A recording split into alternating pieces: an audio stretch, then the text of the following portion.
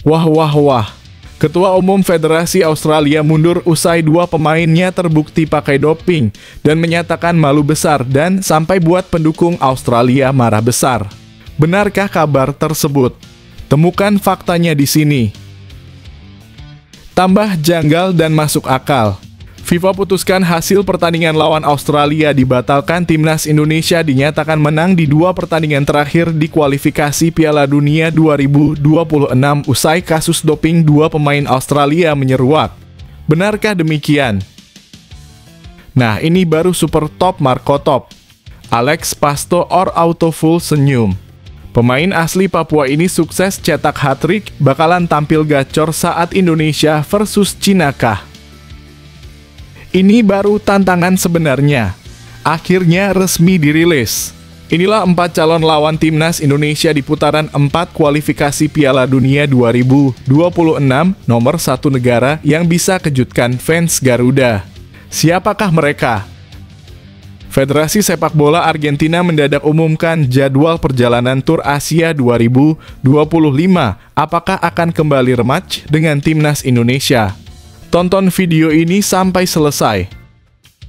Sebelum video kita mulai, buat kamu yang mau beli jersey Timnas Indonesia, caranya gampang banget. Kamu langsung hubungi nomor WhatsApp yang ada di gambar ini, atau bisa langsung klik link pembelian yang ada di deskripsi video ini ya. Mumpung lagi promo gratis ongkir ke seluruh Indonesia. Buruan sebelum kehabisan. Sebelum dimulai pembahasan, mohon bantuannya untuk subscribe channel ini, agar tidak ketinggalan info Timnas Indonesia. Tambah janggal dan masuk akal. Ketua Umum Federasi Australia mundur usai 2 pemainnya terbukti pakai doping dan menyatakan malu besar dan sampai buat pendukung Australia marah besar. Benarkah kabar tersebut? Temukan faktanya di sini. Dilansir dari situs web fiksi Garuda dijelaskan bahwa Federasi Sepak Bola Australia tengah dilanda geger usai keputusan FIFA yang mendiskualifikasi tim nasional Australia dari kualifikasi Piala Dunia 2026 menyusul kasus doping yang melibatkan 2 pemain utama mereka, Jackson Irvine dan Harry Souttar. Dalam perkembangan terbaru, Ketua Federasi Sepak Bola Australia FFA, James Johnson, secara resmi mengumumkan pengunduran dirinya sebagai bentuk pertanggungjawaban atas insiden tersebut yang mempengaruhi reputasi sepak bola negara tersebut di kancah internasional. Dalam sebuah konferensi pers yang digelar pada Jumat pagi waktu setempat, James Johnson menyatakan bahwa ia merasa bertanggung jawab penuh atas apa yang terjadi dan mengambil keputusan sulit untuk mundur dari jabatannya. Saya ingin mengungkapkan penyesalan yang mendalam atas insiden doping yang melibatkan 2 pemain utama Timnas Australia yang jelas bertentangan dengan prinsip-prinsip dasar olahraga yang kami junjung tinggi. Sebagai pemimpin FFA, saya merasa ini adalah langkah yang tepat untuk mengembalikan integritas dan kepercayaan masyarakat terhadap sepak bola Australia, ujar Johnson dengan nada yang penuh penyesalan. Johnson menambahkan bahwa pengunduran dirinya adalah bentuk penghormatan terhadap nilai-nilai sportivitas yang telah tercoreng akibat tindakan pemain yang menggunakan zat terlarang. Kami harus belajar dari kesalahan ini dan memastikan bahwa kejadian serupa tidak terulang di masa depan.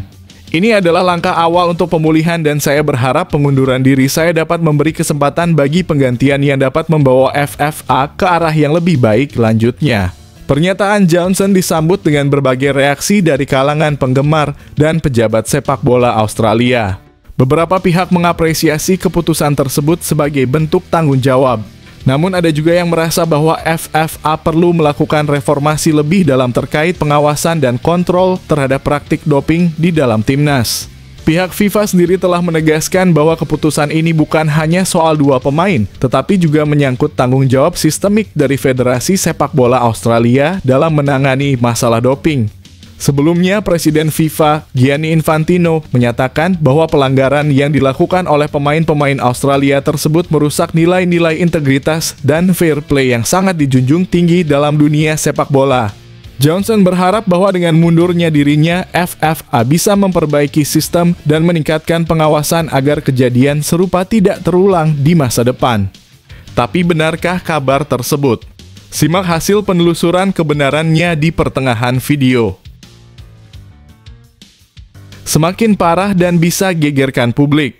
FIFA putuskan hasil pertandingan lawan Australia dibatalkan. Timnas Indonesia dinyatakan menang di 2 pertandingan terakhir di kualifikasi Piala Dunia 2026 usai kasus doping 2 pemain Australia menyeruak. Benarkah demikian? Tonton video sampai selesai. FIFA kembali mengeluarkan keputusan penting setelah mengumumkan diskualifikasi tim nasional Australia dari ajang kualifikasi Piala Dunia 2026 zona Asia. Selain menyatakan Australia tidak bisa melanjutkan perjuangannya, FIFA juga memutuskan untuk mengembalikan poin dari semua pertandingan yang telah dimainkan oleh Australia, termasuk 2 laga melawan timnas Indonesia.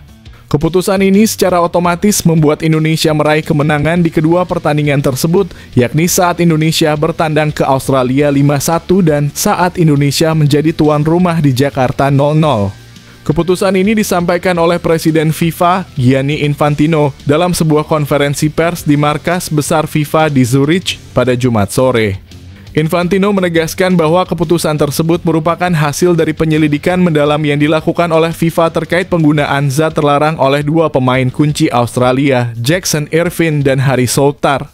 FIFA tidak bisa membiarkan tindakan yang merusak integritas permainan seperti ini. Kami tidak hanya menghukum individu, tetapi juga memberikan dampak terhadap seluruh sistem yang ada. Oleh karena itu, kami mengembalikan poin-poin pertandingan yang telah dimainkan Australia kepada lawannya, yang berarti timnas Indonesia kini dinyatakan menang di 2 laga tersebut, ujar Infantino dengan tegas. Keputusan FIFA ini memberikan keuntungan besar bagi timnas Indonesia yang kini meraih tambahan 6 poin. Dengan demikian, Indonesia kini menduduki posisi kedua klasemen sementara grup C, menggantikan Australia yang sebelumnya berada di sana. Keputusan ini membuka peluang besar bagi timnas Indonesia untuk lolos langsung ke Piala Dunia 2026. Dengan hanya 1 pertandingan tersisa melawan Cina pada 5 Juni 2025 di Stadion Gelora Bung Karno. Pelatih timnas Indonesia, Patrick Kluivert, menyambut baik keputusan FIFA tersebut.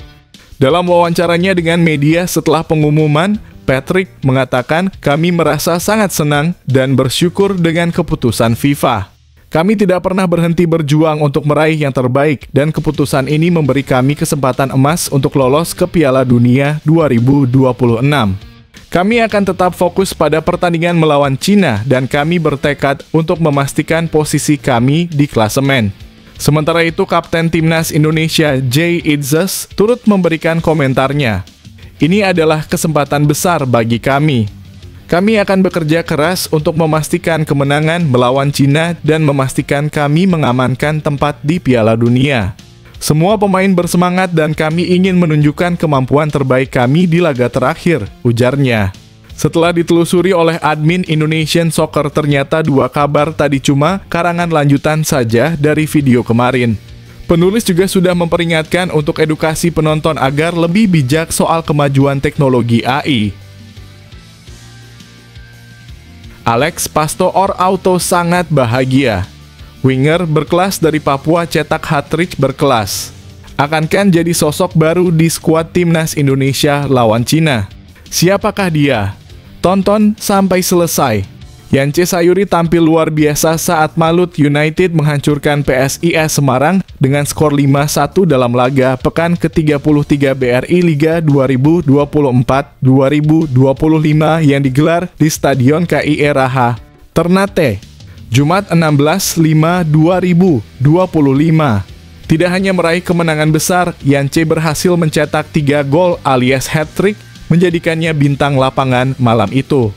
Selain Yance, Cecu Meneses dan striker Diego Martinez turut menambah keunggulan untuk tim Laskar KIE Raha. Performa gemilang ini membuat Yance Sayuri semakin menunjukkan kualitasnya dengan total 7 gol dan 3 assist dari 31 pertandingan musim ini. Yance bersama saudaranya Yakob Sayuri memang menjadi salah satu kunci sukses Malut United yang kini berada di papan atas klasemen BRI Liga 1. Sayangnya meski tampil impresif, baik Yance maupun Yakob kerap absen di pemanggilan timnas Indonesia karena masalah cedera atau kondisi fisik yang tidak prima. Namun sepertinya banyak yang berharap pelatih timnas Indonesia, Patrick Kluivert, bisa melirik penampilan gemilang Yance. Hal ini tercermin dalam beberapa komentar yang masuk di akun Instagram Malut United. Buka matamu Patrick Kluivert, Yance Sayuri Hatric malam ini, tulis akun @duniama. Cara mainnya Malut ngerti pergerakan tanpa bola atau transisi menyerangnya luar biasa. Dan harus diakui Sayuri Brother adalah pemain lokal paling bagus saat ini, komentar @adm. Saya melihat sosok Raphinha di Yance, balas @fadli, mengungkapkan kekagumannya terhadap gaya bermain Yance yang dinilai mirip dengan winger asal Barcelona, Raphinha. Bagaimana menurutmu? Apakah Yance Sayuri pantas mendapatkan panggilan ke Timnas Indonesia setelah performanya yang impresif? Jangan ragu untuk berbagi pendapatmu di kolom komentar. Akhirnya resmi dirilis. Inilah 4 calon lawan Timnas Indonesia di putaran 4 kualifikasi Piala Dunia 2026 nomor 1 negara yang bisa kejutkan fans Garuda. Siapakah mereka? Ini jawabannya. Timnas Indonesia berpeluang besar lolos ke putaran keempat kualifikasi Piala Dunia 2026 zona Asia. Saat ini, skuad Garuda ada di urutan 4 grup C dengan 9 poin dari 8 laga. Lantas, siapa saja calon lawan Timnas Indonesia di putaran 4 kualifikasi Piala Dunia 2026? Simak ulasan berikut ini. Salah satu negara yang menjadi calon lawan Indonesia adalah Oman, yang kini bertengger di posisi 4 grup B. Mereka berpeluang besar untuk finish di posisi 3 atau 4 grupnya. Saat ini Oman berada di posisi 80 dalam ranking FIFA, lebih tinggi dari lawan Timnas Indonesia di grup C, yaitu Timnas Bahrain dalam kurung 81. Selanjutnya ada Uni Emirat Arab dalam kurung UEA, yang kini berada di posisi 3 grup A. UEA sangat berpotensi finish di posisi 3 atau 4 grupnya karena kesulitan mengejar Timnas Iran dan Timnas Uzbekistan. UEA tidak bisa dipandang sebelah mata, mengingat mereka berada di posisi 63 dalam ranking FIFA. Selain itu, UEA juga merupakan juara Piala Asia 2023, menjadikannya lawan yang tangguh. Kemudian ada Qatar yang saat ini berada di urutan 48 dalam ranking FIFA. Meskipun baru sekali lolos ke Piala Dunia sebagai tuan rumah pada edisi 2022, Qatar tentunya tidak bisa dipandang remeh. Mereka ingin merebut 1 dari 2 tiket tersisa di babak keempat kualifikasi Piala Dunia 2026 zona Asia. Qatar kini ada di urutan 3 grup B dan diprediksi akan menjadi lawan yang kuat bagi Timnas Indonesia. Terakhir ada Irak yang pernah dijumpai Timnas Indonesia di putaran kedua kualifikasi Piala Dunia 2026 dengan hasil 2 kali kekalahan dalam kurung 1 hingga 5 di Irak dan 0 hingga 2 di Jakarta. Irak kini duduk di urutan 56 dalam ranking FIFA dan juga berpeluang menjadi lawan Timnas Indonesia di babak keempat. Kehadiran Graham Arnold, pelatih yang sebelumnya menangani Timnas Australia, semakin menambah nuansa nostalgia dalam pertemuan ini. Mengapa tidak ada nama Timnas Arab Saudi? Karena dalam undian babak keempat, Timnas Indonesia tidak bisa berada dalam grup yang berisi negara yang sudah dihadapi di babak ketiga. Itulah 4 calon lawan Timnas Indonesia di putaran 4 kualifikasi Piala Dunia 2026 zona Asia. Mereka akan berebut 2 tiket tersisa menuju putaran final. Siapa di antara keempat tim ini yang paling kamu khawatirkan? Dan apakah Timnas Indonesia punya peluang besar untuk lolos? Bagikan pendapatmu di kolom komentar. Wow, mantap kejutan spesial. Timnas Argentina umumkan akan lakukan tur Asia lagi seperti 2 tahun lalu. Apakah akan kembali rematch dengan Timnas Indonesia kah? Temukan jawabannya di sini. Kabar terbaru datang dari Teach Sports yang mengonfirmasi bahwa Lionel Messi dan rekan-rekannya akan menjalani 2 laga uji coba pada Oktober 2025. Laga-laga tersebut rencananya akan digelar di Asia. Dengan Messi sebagai pemimpin, tim nasional akan melakukan perjalanan ke negara Asia pada bulan Oktober untuk memainkan 2 pertandingan persiapan melawan tim lokal dan lawan yang belum ditentukan dari Jepang, Rusia, dan Korea Selatan, tulis Teach Sports. Argentina akan menghadapi tuan rumah dalam salah satu pertandingan, sementara laga berikutnya mereka akan melawan tim dengan kaliber yang setara.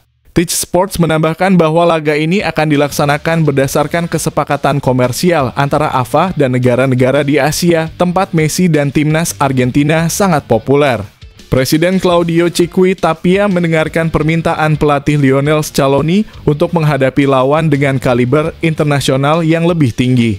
Dan itulah sebabnya dua pertandingan persahabatan melawan tim yang berperingkat lebih tinggi dalam peringkat FIFA telah dikonfirmasi. Tulis Teach Sports. Meskipun tanggal, waktu, dan tempatnya masih belum dipastikan, timnas Argentina dipastikan akan terlebih dahulu menghadapi tuan rumah dan setelah itu melawan tim yang belum dikonfirmasi. Tim-tim yang masuk dalam pertimbangan termasuk Jepang, Korea Selatan, dan Rusia. Tak hanya itu, sebelumnya juga ada rencana pertandingan uji coba melawan Uruguay asuhan Marcelo Bielsa, namun sayangnya laga tersebut dibatalkan.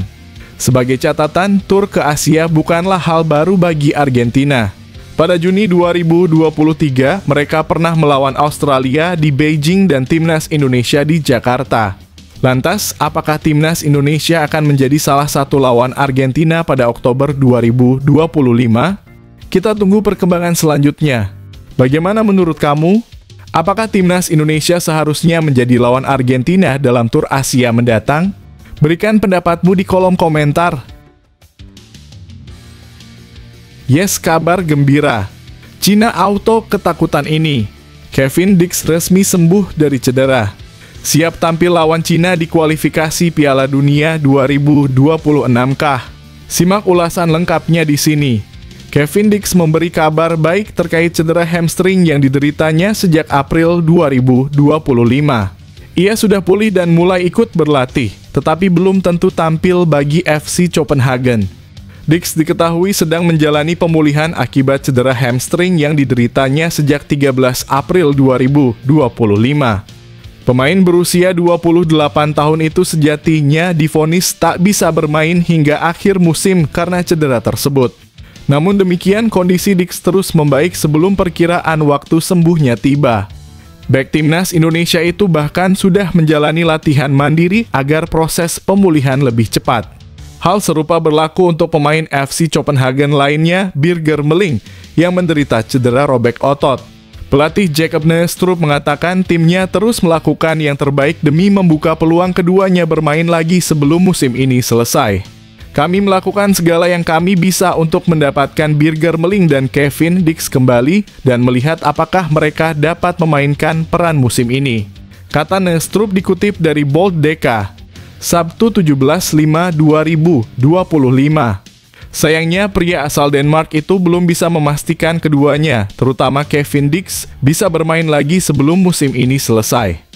Saat ini ada 3 pertandingan tersisa untuk FC Copenhagen di semua kompetisi. Apakah itu hari Minggu, minggu depan, final piala atau tidak sama sekali? Saya tidak bisa katakan. Tetapi apa yang kami lakukan? Apa yang kami bisa untuk menyiapkan mereka agar siap bermain? Jelas Nestrup. Bila Kevin Dix belum bisa turun dalam 1 dari 3 laga ke depan, penggemar timnas Indonesia patut khawatir. Itu artinya kebugaran sang pemain belum berada di level semestinya atau bahkan masih butuh pemulihan. Apa pendapat kamu tentang pemulihan Kevin Dix? Apakah kamu khawatir kalau ia belum siap bermain dalam waktu dekat? Tulis komentarmu di bawah. Justin Hubner resmi gabung Oxford United usai kontraknya resmi berakhir dengan Wolverhampton Wanderers dan satu tim dengan Ole Romane dan Marcelino Ferdinand jadi harapanku usai pesan eksklusifnya tersebar. Apa ya kira-kira isinya? Bek timnas Indonesia Justin Hubner dipastikan bakal meninggalkan Wolverhampton Wanderers. Kabar ini dikonfirmasi melalui pernyataannya di akun Instagram eksklusifnya. Saya akan meninggalkan klub dalam waktu dekat, ujar Justin Hubner dalam akun Instagramnya, @JustinHubner5. Musim 2024 hingga 2025 menjadi tahun terakhir Justin Hubner bersama Wolverhampton Wanderers. Kontraknya memang bakal selesai pada 30 Juni 2025. Justin Hubner bergabung dengan Wolves sejak 2020, namun sayangnya, ia gagal mencicipi posisi di tim utama. Bek timnas Indonesia tersebut hanya mendapatkan kesempatan masuk skuad utama sekali saja dan lebih sering berperan sebagai pilihan utama di sektor bek tengah. Bahkan, ia sempat didapuk sebagai kapten utama. Meski sering berlatih bersama tim senior Wolverhampton Wanderers, Hubner tidak kunjung mendapatkan kesempatan bermain di Premier League. Belum diketahui klub mana yang akan menjadi tujuan Justin Hubner berikutnya. Usai menyelesaikan musim 2024-2025, dirinya bakal melakukan tugas negara bersama timnas Indonesia pada laga melawan Cina dan Jepang di bulan Juni mendatang. Semoga saja Justin Hubner bisa mendapatkan tantangan baru yang lebih menjanjikan, seperti pindah ke Oxford United, yang tentu akan menjadi langkah menarik dalam kariernya. Apa pendapatmu soal masa depan Justin Hubner? Apakah kamu berharap dia pindah ke klub tertentu? Tulis komentarmu di bawah. Yang ditunggu-tunggu publik akhirnya kejadian. Patrick Kluivert akhirnya berikan kabar mengejutkan usai lama tak terdengar kabarnya. Apa yang ia sampaikan ke publik? Ini detailnya. Pelatih timnas Indonesia, Patrick Kluivert, baru saja mengungkapkan kabar baik bahwa ia telah kembali ke Jakarta untuk memulai persiapan lanjutan putaran ketiga kualifikasi Piala Dunia 2026 zona Asia. Kluivert siap membawa timnas Indonesia menghadapi laga-laga krusial yang akan menentukan nasib mereka dalam perjalanan menuju Piala Dunia. Dalam unggahan Instagramnya @patrickkluivert9, Kluivert menyatakan senang bisa kembali ke Indonesia dan bersiap menghadapi babak penting berikutnya pada Jumat (16 Mei 2025). Rangkaian pertandingan yang sangat menentukan ini akan dimulai dengan timnas Indonesia yang akan melawan timnas Cina dan timnas Jepang pada Juni 2025. Laga pertama akan berlangsung pada 5 Juni 2025 di Stadion Utama Gelora Bung Karno (SUGBK) Jakarta Pusat dalam matchday ke-9 Grup C. 5 hari setelahnya, Garuda akan bertandang ke Suita City Football Stadium di Jepang untuk laga penentuan melawan tuan rumah. Tidak hanya Kluivert, dua asisten pelatih timnas Indonesia, Alex Pastoor dan Denny Lanzaat, juga sudah tiba di Jakarta untuk mempersiapkan tim. Beberapa pemain yang kemungkinan besar akan dipanggil Kluivert ke dalam skuad juga sudah berada di Bali menikmati liburan, seperti Marcelino Ferdinand, Asnawi Mangkualam, dan Elkan Bagot. Saat ini, timnas Indonesia berada di peringkat keempat klasemen sementara Grup C dengan 9 poin dari 8 laga. Mereka harus terus berjuang untuk menjaga posisi 4 besar dan meraih tiket ke putaran keempat kualifikasi Piala Dunia 2026 yang akan membuka peluang untuk lolos ke putaran final. Bagaimana menurutmu, apakah timnas Indonesia bisa mempertahankan posisinya dan melaju lebih jauh dalam kualifikasi Piala Dunia 2026? Berikan pendapatmu di kolom komentar.